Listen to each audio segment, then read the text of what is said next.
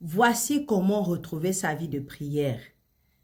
Dans cette vidéo, si tu as perdu ta vie de prière, tu ne sais plus où commencer, tu ne sais pas quoi faire, tu ne sais pas où aller. Parce que je fais cette vidéo parce qu'il y a une sœur qui m'a contacté pour me dire, vraiment, je ne sais pas comment prier et je ne sais pas comment Dieu peut exaucer mes prières. Alors cette vidéo est pour toi, pour te montrer comment tu dois faire pour prier. C'est très facile. C'est une méthode très simple à suivre. Et si tu suis cette méthode-là, je t'assure que ta vie de prière sera la plus facile et la plus accomplie possible.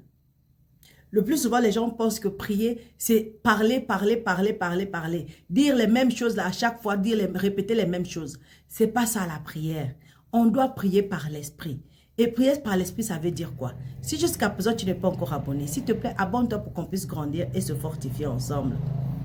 La prière qui marche pour nous, enfants de Dieu, c'est lorsque nous prions la Bible. Lorsque nous prions la Bible. En d'autres termes, cela veut dire lire lentement un passage de l'Écriture et prier à propos de tout ce que tu as, tout ce que tu vis à l'esprit pendant que tu lis. Tout ce que tu reçois à l'esprit pendant que tu lis, c'est ça que tu pries. Donc, lorsque tu fais cela, tu n'auras plus besoin de répéter les mêmes prières. Pourquoi? Parce que les prières que tu vas faire viendront de l'esprit vers ton cœur. Je t'explique comment. Regarde comment tu fais. C'est très simple.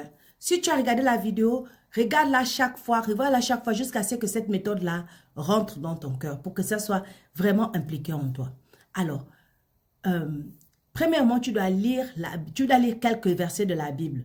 Tu fais une pause à la fin de chaque phrase ou de chaque verset et tu pries selon ce que cela t'invoque, selon ce que ton esprit a reçu dans le passage que tu viens de lire. Prenons un exemple. Par exemple, imaginons que tu es en train de prier sur le psaume chapitre 23. Après avoir lu le verset 1, donc l'Éternel est mon berger, je ne manquerai de rien, ta prière commence par remercier Dieu d'être ton berger.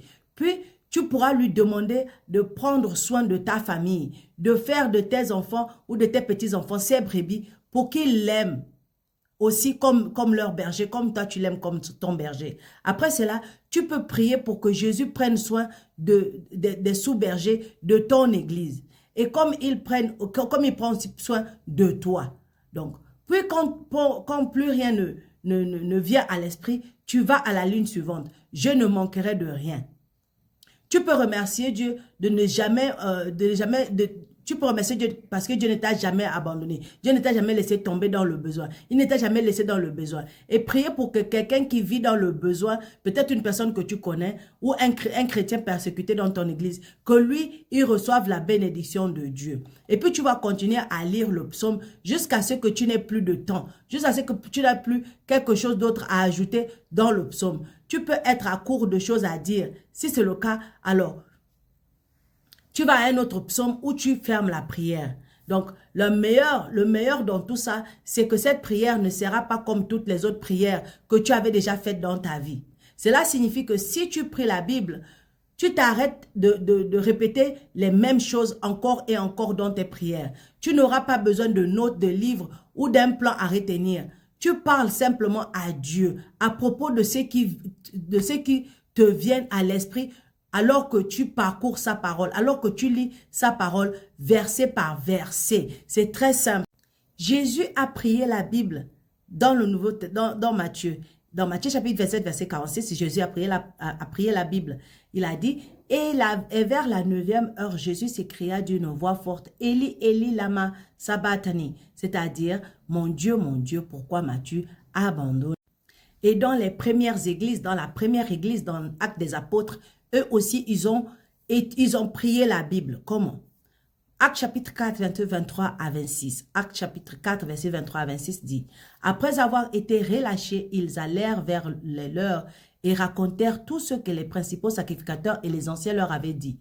Lorsqu'ils l'eurent entendu, ils élevèrent à Dieu la voix tous ensemble et dirent, « Seigneur, toi qui as fait le ciel et la terre, la mer et tout ce qui s'y trouve, c'est toi qui as dit par le Saint-Esprit, par la bouche de notre Père, ton serviteur David, pourquoi ce tumulte parmi les nations et ces vaines pensées parmi les peuples? Les rois de la terre se seront soulevés et les princes se sont ligués contre le Seigneur et contre son oint. » tu vois qu'ici aussi, dans la première église, ils priaient la parole, ils priaient les psaumes, ils priaient l'Ancien Testament. Donc toi, mon frère, ma soeur, si tu ne sais pas par où commencer, voilà commencer. Donc premièrement, tu trouves un passage biblique, tu ouvres un passage biblique, tu commences à lire la première ligne ou la deuxième ligne, ou un chapitre, peu importe comment tu vas faire, tu lis un chapitre, tu lis un verset, tu lis un passage. Quand tu as fini de lire, tu remercies Dieu pour ce passage. Et tout ce que l'Esprit Saint te donne, tout ce que l'Esprit Saint te révèle par rapport à ce passage-là, c'est ce que tu pries. Et quand tu finis de prier, tu remercies Dieu d'avoir écouté. Parce qu'il a écouté, tu sais qu'il va exaucer. Pourquoi? Parce que Marc chapitre 11, verset 24 nous dit que tout ce que nous demandons en priant, croyons que nous l'avons reçu, nous le verrons s'accomplir. Alors, si tu commences à prier comme ça, tu vas te rendre compte que tes prières ne seront plus jamais pareilles. Tes prières seront inspirées du Saint-Esprit de Dieu. Alors, mets ça en pratique et n'abandonne pas la foi. Abonne-toi.